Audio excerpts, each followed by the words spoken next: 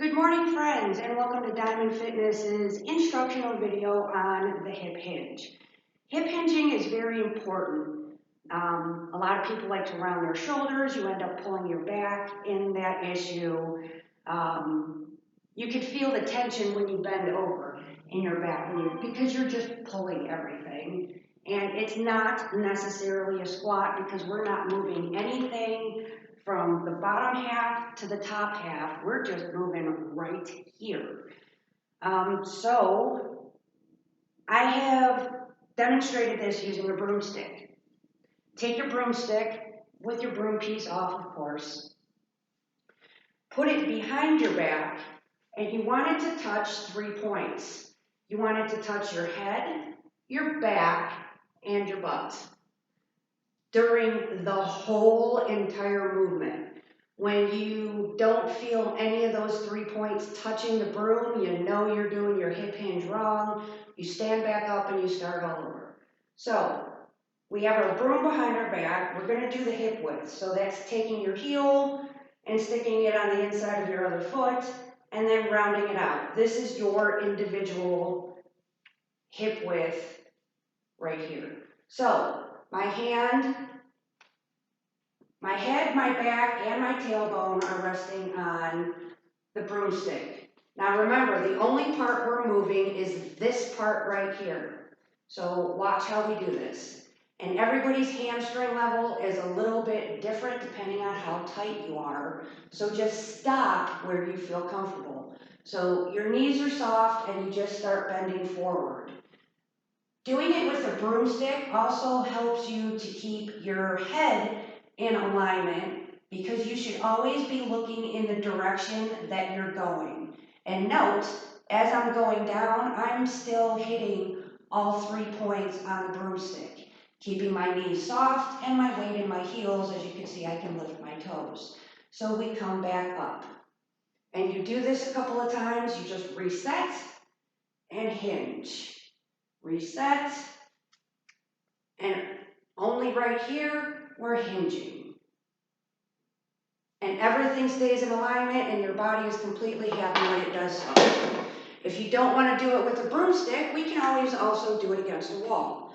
So you could stand against the wall. You want to take a small step out. We're going to start with a small one. So again, you can put your hands right on your hips here. That helps me to remember that that's the only thing that's moving in this movement. My shoulders are up and rolled back. My feet are at my hip width apart. Here are my hands. And again, looking in the same direction you're going until your butt touches the wall. Rise back up. You can do that a couple of times to get the feel for it. And then when you want to hinge a little deeper, take another step out. And this is where your ass continues to go back, what I like to call ass out. It's kind of almost like showing off what you have on the backside. Your rear end is out and your chest is still up and proud and your head is in alignment and your eyes are going right in the same direction you are, and up. That is your basic hip hinge. We do use hip hinge with a lot of things. Hip hinging is a great back exercise that you could use. You can actually practice your hip hinge in a lot of different things you do every day, like my dogs. Since I have a big dog, I have to buy lots of dog food. So my dog food sits in a garbage can.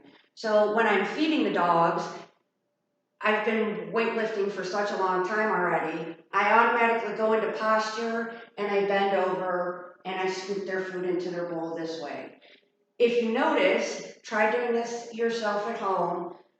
Most people would just bend over and do this. You should feel a pull right here in your back. That's absolutely not what you want. If you're already in this position and you feel it, correct it right away. All you have to do is pop your butt back. Back, in. Back, in. Notice when your butt goes back out, your whole entire back is in alignment. You can see a nice flat back. When you pull your butt in, you can see a nice rounding in your back, and that's not what we want. We're not doing a cat-cow exercise. So, another good one is when you're brushing your teeth. You don't have to bend over that far into the sink when you're brushing your teeth. It's just a tiny bend, and I noticed I do this when I'm in the sink also. When you're brushing your teeth, it's just usually like a slight little bend because all you're doing is get your water into your mouth. Notice my shoulders are rounded, and again, that's not what we want. If you're already in this position and you're thinking about it, just pop your ass out. And there you go, you have a nice flat back, and you don't feel any of the tension in your back as you're trying to rinse your teeth out.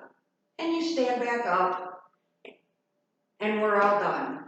You can practice these off of anything you're doing. I even found it works when you're walking up steps. I did this at work. You're walking up the steps, and then you feel a little out of whack, maybe, sometimes. Stick your butt back out and walk up the steps. It actually helps a lot. Take a lot of tension off your back. So those are my instructions on how to do a hip hinge. Hip hinges are used in deadlifts, and I love to do deadlifts because they're a good back exercise. You can do them with a bar. You would bend over and grab your bar, and notice, even when I go to bend over and grab my bar, ass goes out first, and you start coming down after your butt's already out with your knees to grab your bar. And just like in a squat, your knees pretty much stay over your toes, and you're almost in a 90 right there when you're getting your bar. And then you pick your bar up. The hip hinge would go, or the deadlift would go, when we hip hinge, you slide the bar down your knees to the top of the kneecap, it's the Romanian deadlift, and you come back up.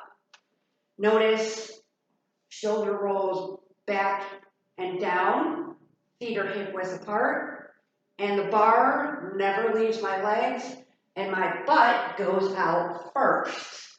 My knees are soft, they're not locked, my weight is in my heels, and we're just going down. If you don't have a bar at home, and you're done practicing with your broomstick, you can always go to places like Five Below, Kmart, Walmart. Well, there is no Kmart anymore. Walmart, you can get yourself a resistance band, step in it, again, your feet hip width apart. If holding the handles doesn't give you enough tension, you can always wrap them up so that you can actually get a decent feel out of the workout. And again, shoulders up and back, head stays forward, ass starts going back, and your hands start going down. You stop at your kneecaps, and you come back up.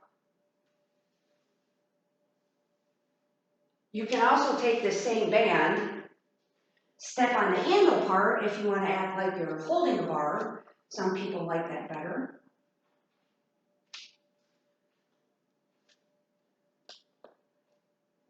Feet are hip width apart. You can grab it this way. Shoulders are back and down, chest is out, and you just go along your legs and pull. Pop back up, roll back down, pop back up, and there you've got your hip hinge with multiple different things. You can do it with a kettlebell, you can even do it with a dumbbell. Dumbbell in one hand, dumbbell in two hands. Let's grab two. Put them in front of you, roll shoulders up and down, hip width apart, ass out, chest up, head stays in alignment. And there you have it. That was our deadlift for today. If you have any comments or questions, leave me a message, and I'll be more than happy to answer any questions you have. I look forward to hearing from you and see you